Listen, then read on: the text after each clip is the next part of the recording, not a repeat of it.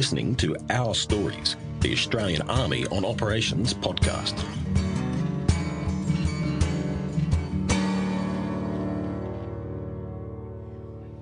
I'm with Task Group Taji, and this week I've come down to the Q store to catch up with the quartermaster here, who's Captain Ian Pennington, to find out a bit more about some of the equipment that's being issued to the Task Group as they prepare to deploy to Iraq.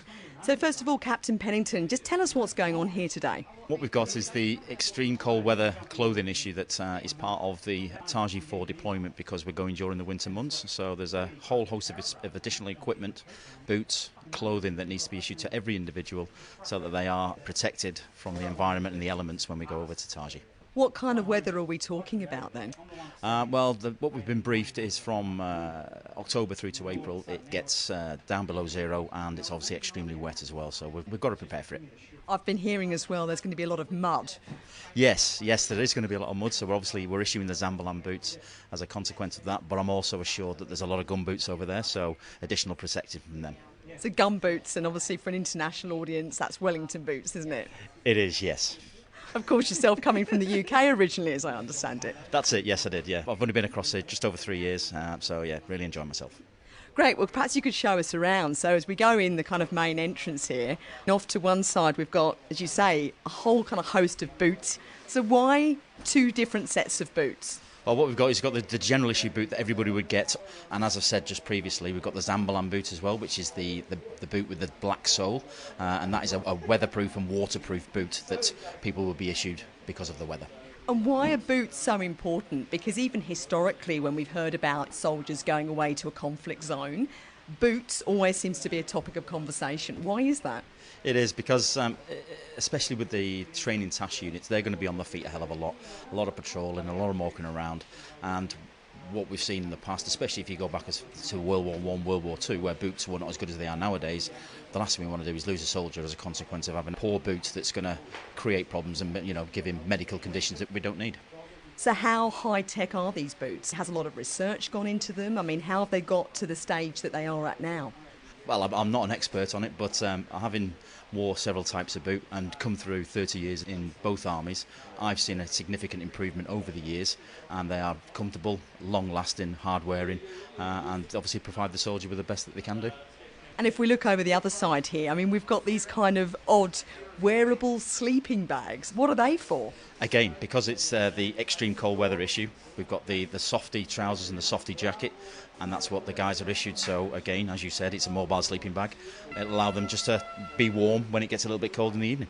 And I noticed just right next door we've got thermal shirts, thermal socks, we've got gloves, we've even got some mittens that look like they belong on a ski slope.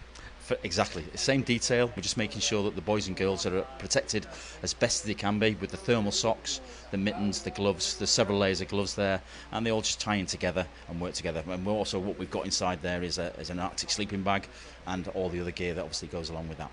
And what's confusing me here, though, is as I look down below, there's also a whole bunch of sandals here. So how come we've got all the cold weather gear and sandals? Because it's basically a dual issue, because we're there because we deploy in November in the cold months, but we don't come back until June. We're obviously going to the summer months, so people will have the sandals. But the sandals are not just there as a consequence of the summer months, it's also to afford them a bit of protection when they go for a shower, so that they're not walking around in bare feet, because there is potentially an issue of having problems with the way the country is. Okay, so if we look through the back room here, I mean, we've got a whole kind of treasure trove of equipment in here. So tell us what's available in here. Well, what we've got here is just an add-on to what's from the sizing pack that we've got in the front alcove. This is where the guys get issued their equipment. They start off by being issued 2 new esh bags, and basically what we do is we fill them esh bags with all the clothing that they've been sized for, so the thermal underwear, the thermal tops, thermal trousers, new socks, the waterproof jackets, their softy trousers and jackets, their boots, to name but a few things. And the RQMS is the expert of what goes on in here, so what I'll do, I think he might be the best man to give you the guided tour and answer your questions you've got on that. Now, RQMS, just decode for me and for our audience, what does that stand for? He is the Warrant Officer Class 1 Regimental Quartermaster Sergeant for the 1st Armoured. The man that I've got working with me is Warrant Officer Class 1 Stacey.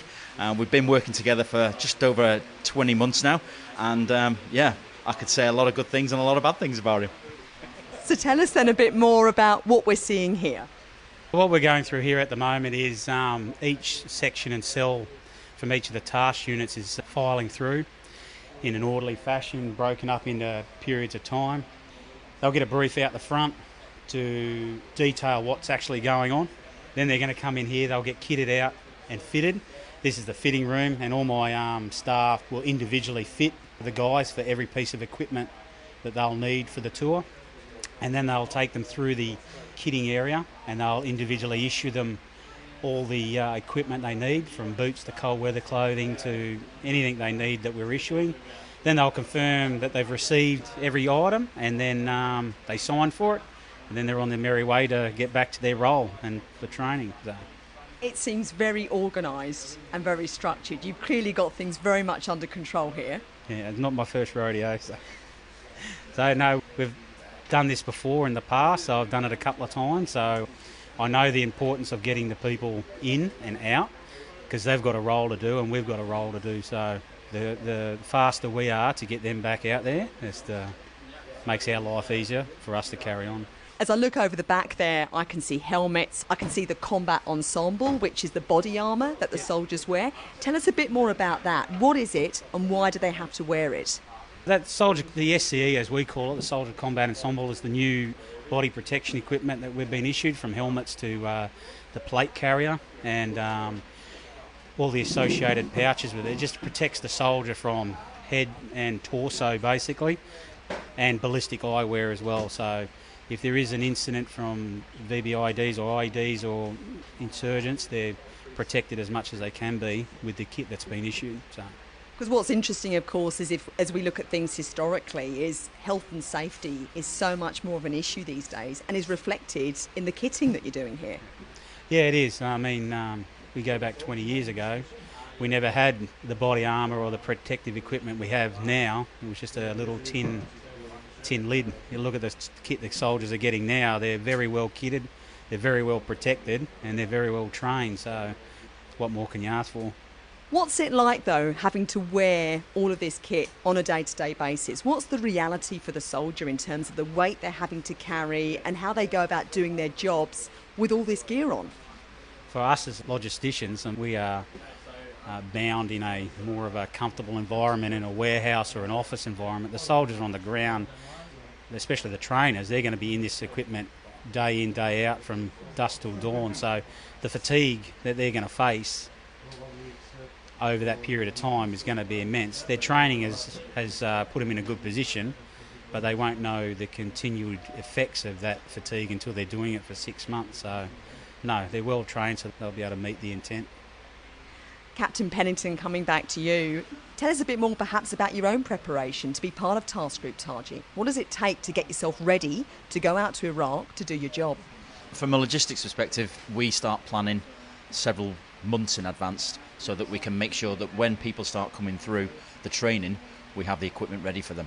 That's the key preparation for ourselves, and also ensuring that when they go through, I've got the right equipment there for them as well. So between myself and the RQMS, we have put numerous demands in to ensure that equipment is in the right place at the right time for the individuals, so that they are good to go, not only for the training here, but also for when they start doing the training with the Iraqi army in Taji. And tell us a bit more about your own background, because as you said earlier, you've served with the British Army, so how did you come to be here?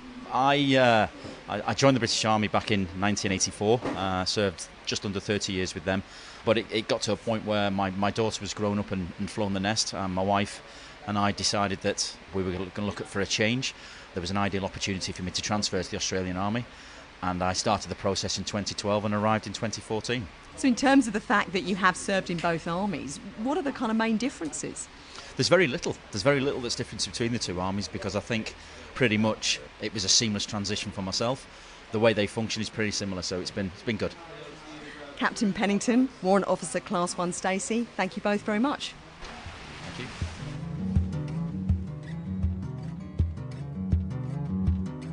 This podcast is produced by the Australian Army and is copyright the Commonwealth of Australia.